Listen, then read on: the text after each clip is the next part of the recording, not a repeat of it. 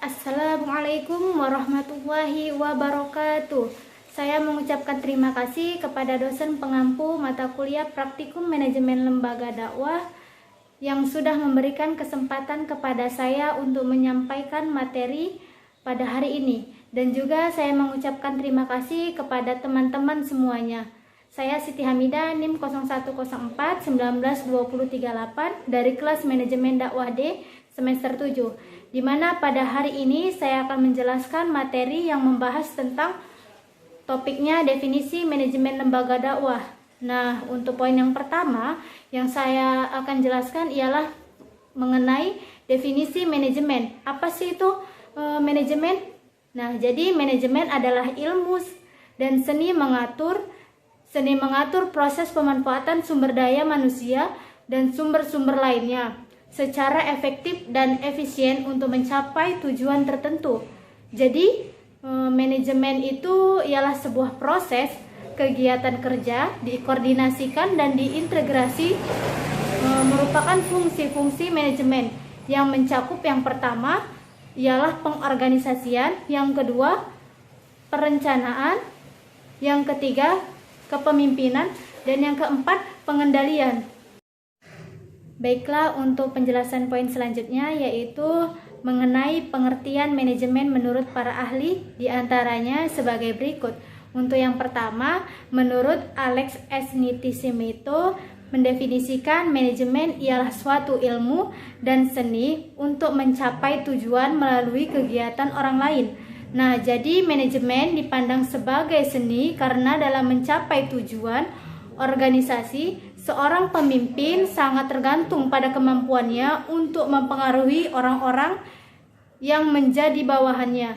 Sedangkan menurut Soekarnoka menyatakan bahwa manajemen adalah segenap perbuatan menggerakkan sekelompok orang dan menggerakkan fasilitas dalam suatu usaha kerjasama untuk mencapai tujuan tertentu.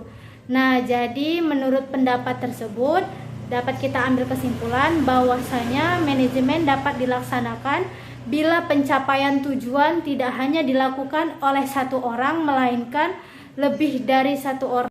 Untuk poin selanjutnya yaitu mengenai definisi lembaga.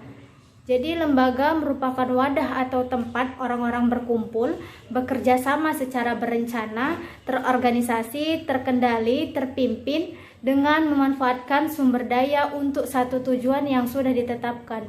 Nah, lembaga juga terdiri dari dua aspek. Yang pertama, aspek kelembagaan, yang kedua, aspek keorganisasian. Jadi, dalam aspek yang pertama itu mengenai kelembagaan. Jadi, lembaga itu menetapkan pada tatanan nilai moral dan peraturan-peraturan yang berada dalam masyarakat. Nah, sedangkan dalam sudut pandang organisasi lebih menekankan pada aspek struktural dan mekanismenya dalam mencapai tujuan. Selanjutnya penjelasan terkait tentang pengertian lembaga menurut para ahli.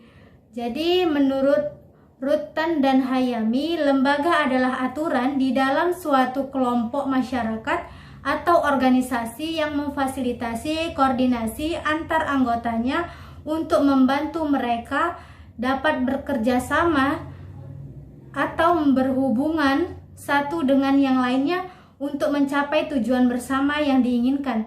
Nah, jadi lembaga ini adalah suatu institusi yang mana di dalamnya terdapat seperangkat nilai, norma-norma, dan berbagai keyakinan yang sifatnya nyata dan berpusat pada beragam kebutuhan sosial serta serangkaian tindakan lainnya yang sangat penting dan juga berulang.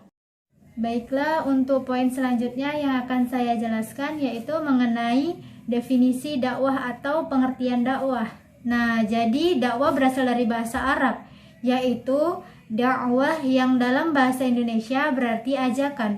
Dalam bahasa Arab, kata dakwah merupakan kata benda dari kata kerja yaitu da'a yad'u yang berarti panggilan, seruan, ajakan atau jamuan. Nah, jadi dakwah itu merupakan segala bentuk aktivitas penyampaian ajaran Islam kepada orang lain dengan berbagai cara bijaksana agar memahami, mengamalkan ajaran Islam. Baik, untuk poin yang terakhir mengenai definisi manajemen lembaga dakwah. Nah, jadi definisi manajemen lembaga dakwah adalah suatu perencanaan untuk mengatur manusia menuju jalan dunia maupun akhirat. Mungkin sekian penjelasan dari saya. Terima kasih kepada Bapak dosen dan kawan-kawan sekalian. Wabillahi taufiq wal hidayah. Wassalamualaikum warahmatullahi wabarakatuh.